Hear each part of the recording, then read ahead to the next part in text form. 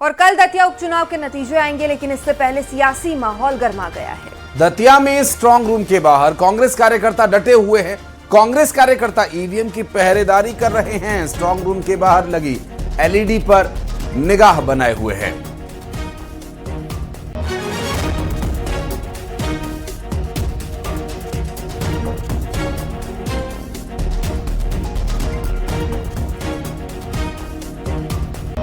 और CM doctor Mohan Yadav ने उपचुनाव के नतीजों को लेकर कहा कि दतिया में बीजेपी ने अच्छी मेहनत की है।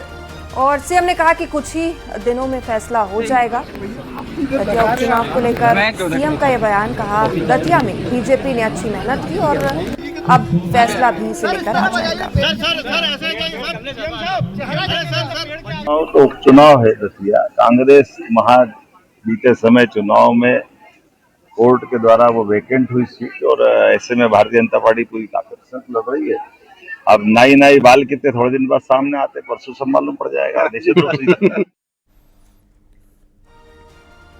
कुलगाम हमले में मारे गए शक्ति के दीपक रात्रे का अंतिम संस्कार किया गया। जम्मू कश्मीर में दीपक रात्रे का अंतिम संस्कार किया गया।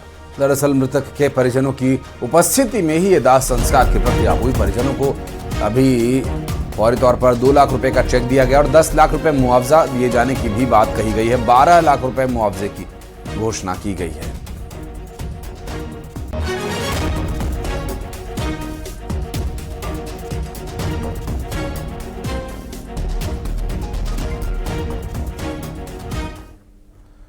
और कुलगाम में हुए आतंकी हमले पर डिप्टी सीएम विजय शर्मा ने कहा कि आतंकी आकर साथ में 10 मिनट बैठ रहे, उनसे बातें की, फिर गोली मार दी। ये दिखाता है कि ये हरकत कितनी कायराना और शर्मनाक है।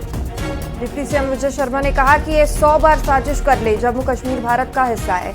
ऐसी हरकत करने वालों को मुंहतोड़ जवाब दिया जाएगा।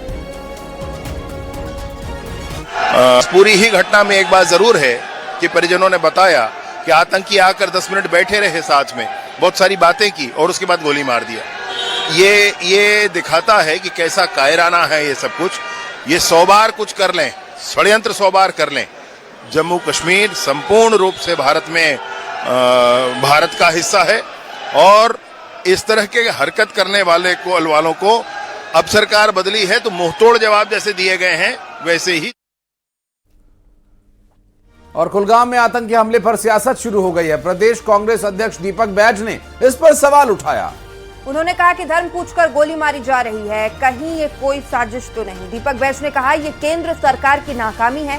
बैज के बयान पर सीएम विष्णुदेव साय ने भी पलटवार किया, कहा कि कांग्रेस को हर चीज में राजनीति ही नजर आती है। इस तरह की घटना घटती है, ये पहली बार नहीं है।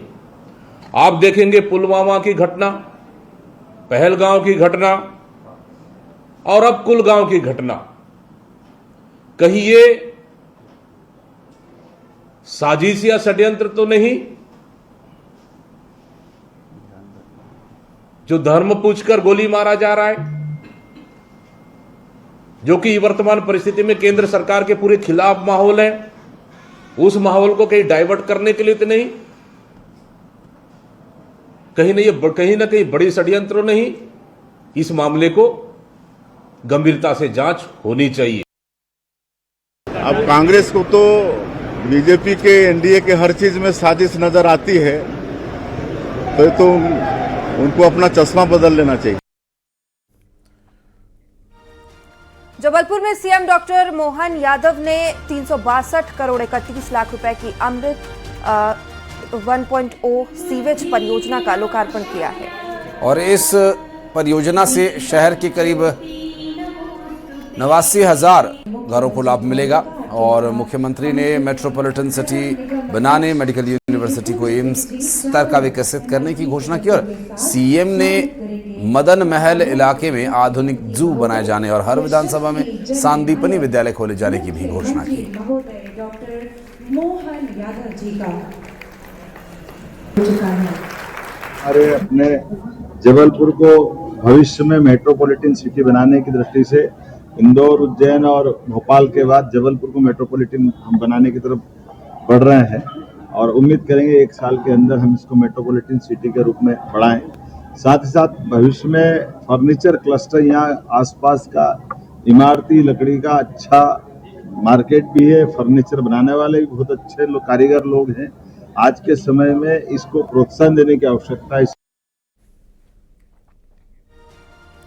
हरदा में बलराम कृषि महोत्सव कार्यक्रम में सीएम वर्चुअली शामिल हुए और सीएम ने हरदा से अपना रिश्ता बताया। उन्होंने कहा कि बड़े बेटे की ससुराल हरदा है।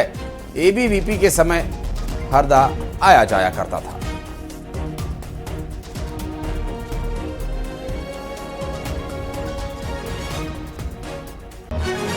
के जमाने से अगर मैं प्रवास में कहीं प्रदेश की तरफ कदम बढ़ाता हूं तो सबसे पहला मेरा प्रवास अक्सर हरदा होता है और हरदा में हमारे बड़े बेटे का ससुराल भी है, तो दो रिश्ते हरदा के साथ जुड़े।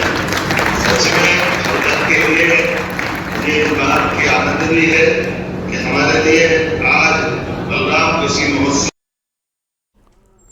और उज्जैन में बाबा महाकाल की भस्म आरती हुई और मंदिर में श्रावण भादौ। भोपाल नगर निगम ने आवासीय जमीन पर बनी दुकानों पर बड़ा एक्शन लिया है। दरअसल आवासीय जमीन पर बनी दुकानों को बंद कराया गया और 1000 से ज्यादा दुकानों को नोटिस भी दिया गया। रोहित नगर में कुछ दुकानों को सील भी किया गया। अरेरा कॉलोनी में 40 से ज्यादा दुकानें बंद कराई गई है और इस पर सुप्रीम कोर्ट में 4 अगस्त को सुनवाई होनी है।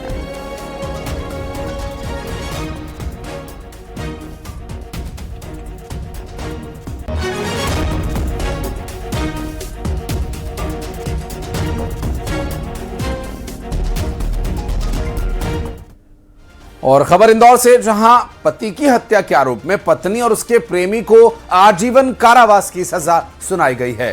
2023 में प्रेमी के साथ मिलकर हत्या करने का दोषी माना गया है। पत्नी ने थाने में इसकी गुमशुदगी की रिपोर्ट लिखवाई थी और जांच में हत्या का पुलिस ने खुलासा किया और अब पत्नी और प्रेमी को आजीवन कारावास की सजा सुनाई है। तो 2023 का यह मामला, जब प्रेमी के साथ मिलकर पत्नी ने पति की हत्या की थी और खुद थाने जाकर पति के गुमशुदगी की रिपोर्ट दर्ज कराई थी। जांच में सामने आया कि खुद पत्नी ने अपने प्रेमी के साथ मिलकर इस घटना को अंजाम दिया और अब पत्नी और प्रेमी को आजीवन कारावास की सजा सुनाई गई है। इंदौर से सामने आई अमर प्रेम की दास्तां और पति की हत्या कर पत्नी और उसका प्रेमी अब सलाखों के पीछे रहेंगे आजीवन।